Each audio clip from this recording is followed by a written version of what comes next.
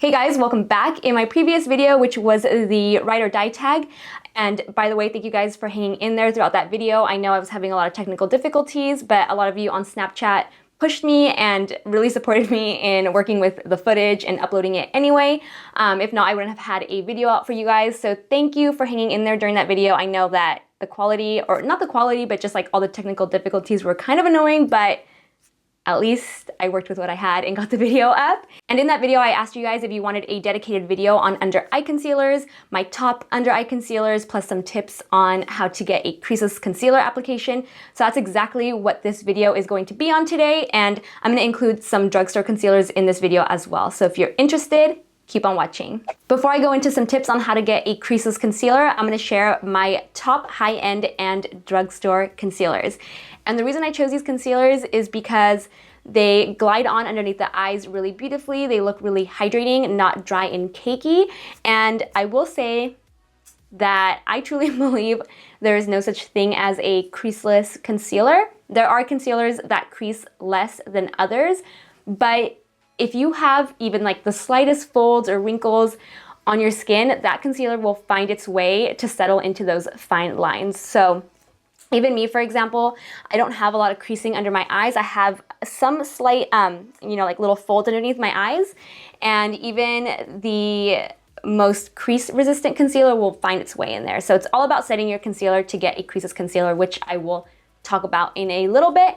But I do think that there are under eye concealers that crease less than others. So I will mention that as I go through each one of these concealers. So number one, I have the concealer I mentioned as my ride or die, which is the NARS Radiant Creamy, simply because it just always looks flawless. You can accidentally apply too much, and if you blend it out, it will still look great. The Tarte Shape Tape Concealer, this one out of all the concealers I'm gonna mention is definitely the one that creases the least. If I forget to pick up the excess, that's when it'll settle in my fine lines. But aside from that, very minimal creasing with this concealer. If you're in the market for a new concealer or are tired of using one that you have always used, I definitely recommend getting this one on your next purchase. The Born This Way concealer from Too Faced, this one to me rivals the NARS Radiant Creamy.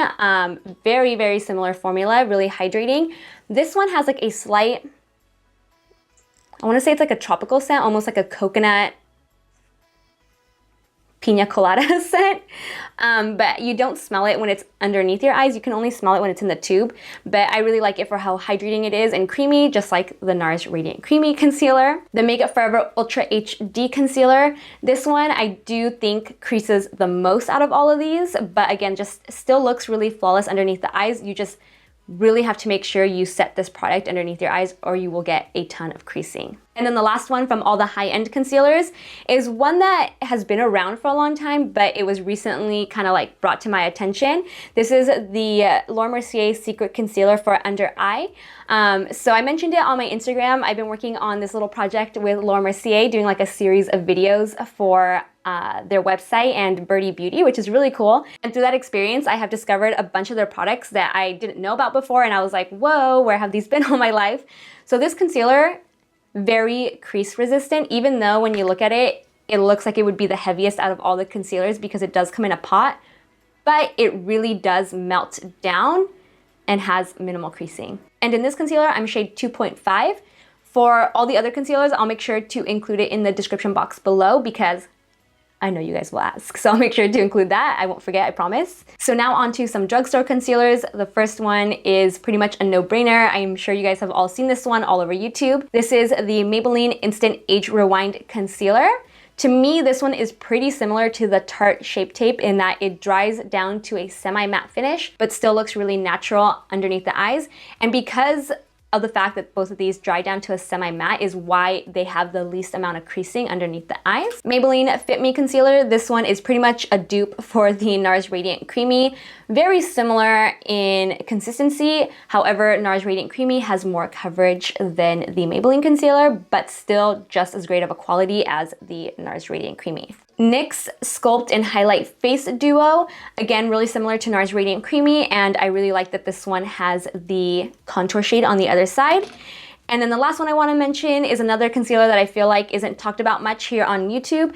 This is the Rimmel London Match Perfection Skin Tone Adapting concealer. Really long name. So this one reminds me of the Makeup Forever Ultra HD concealer. Super, super creamy. I feel like I've said super, super creamy a lot in this video already, but it's really creamy, and same thing as the Makeup Forever, it will crease if you don't set it, but it still looks really flawless underneath the eyes. I will say though, the shade range in this one was pretty minimal, so it was really hard for me to find an exact color for underneath my eyes, so I do have to mix 2 different shades together to get my perfect under eye concealer shade. And that completes my list of top concealers. The one I still need to get my hands on and try is the Kat Von D Lock-It Concealer. I really need that one. I need to go out and get it. If there are any other concealers that you guys want me to try or you want to recommend, definitely leave them in the comment section down below. And now let's jump into some tips on how to get a creaseless concealer. All right, guys, we're going to jump straight into this, starting off with foundation. Determine how much coverage you actually need underneath your eyes. Some people will overcorrect and use too much concealer when they don't even need the coverage to begin with. So if you take me, for example, I don't have a lot of under eye darkness. However, sometimes in this area, it'll translate a little dark. So I like to use a peach corrector. So when I'm applying my foundation, rather than take my foundation all the way underneath my eye, which will add an extra layer of product in the eye area, I'm just gonna apply my foundation around that versus tucking it in all the way. So you'll notice when I'm applying my foundation, I'm going up and stopping right where I would apply concealer in the areas that crease. Tip number 2, again, you want to apply the least amount of product in the area that's going to crease. So the only thing that you're really gonna wanna place in that area is your corrector. So right now is a good time to correct, and that is the only product that you should place right into that area. And even then, you wanna do this little C motion, so inner corner, and then right here. So wherever you get that little like indentation or that little like crevice on your eye, that is what you want to correct. And then I'm gonna take my beauty blender and blend this out. I cannot do under eye concealer or correcting without my beauty blender. I try using brushes and it just doesn't work as good. I like that the beauty blender absorbs excess product in that area, whereas I feel like a brush sort of just moves it back and forth. On to tip number 3, when applying your concealer, again, you don't want to place it directly in the area that creases. Start lower and blend it up. So that way it's really thin where you're applying concealer in the areas that crease versus piling on a ton of concealer in that area. Again, I'm taking my beauty blender to blend this out. I'm starting in the general area where I placed the concealer, and then once I've blended it out as much as I can, that is when I will drag it up underneath the eye. So again, this will make sure that whatever concealer or product is going underneath the eye is thin and not really thick and, you know, layered on there. Tip number 4, you want to make sure you blend out any creasing that is currently underneath your eyes before going in with powder. Just clean it up. This is why I love a beauty blender, because it soaks up the excess. And then after that, we're gonna go ahead and set with powder. Tip number 5, or at least I hope we're on tip number 5. I always lose count whenever I do these videos. For tip number 5, you're gonna wanna set with powders. So powder is your best friend when it comes to makeup. I know a lot of people are afraid of powders because they think it makes them look cakey, dry, or it ages their skin, but powder is gonna help prevent creasing, it's going to set your makeup, and it also helps to prevent shine. I absolutely love the Laura Mercier translucent setting powder. I have used that one on myself and everyone else my entire life, and it's never failed me on oily and dry skinned clients. So I love this powder, so I'm gonna go ahead and set with this underneath the eyes, around the nose, and also on the laugh line, so anywhere where you get product buildup and creasing. And again, I love using the beauty blender because I find that it presses the powder into the areas that get creasing.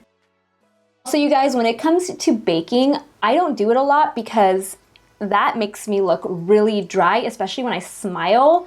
It looks so powdery and dry.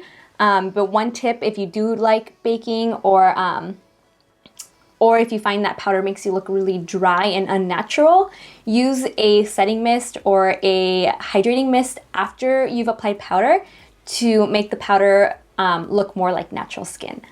So something like Fix Plus is like a makeup artist staple that works really great. I recently have been using the Ole Henriksen, what's it called? Nurture Me facial water. I really love this. It's really hydrating and it smells really good too. And for some reason, I thought I had another tip for you guys, but those are all the tips I have. So let me put some makeup on and I will be right back. And that wraps up my video. Let me know if you guys found it helpful and if you're going to use some of these tips on how to get a creaseless concealer, and if you are going to pick up any one of these concealers for yourself to try out. As always, give it a thumbs up if you liked it, and don't forget to subscribe so I see you in the next one. Bye guys. Today's video is the ride or die tag. A ton of you were requesting that I do this video, so here it is today, and you'll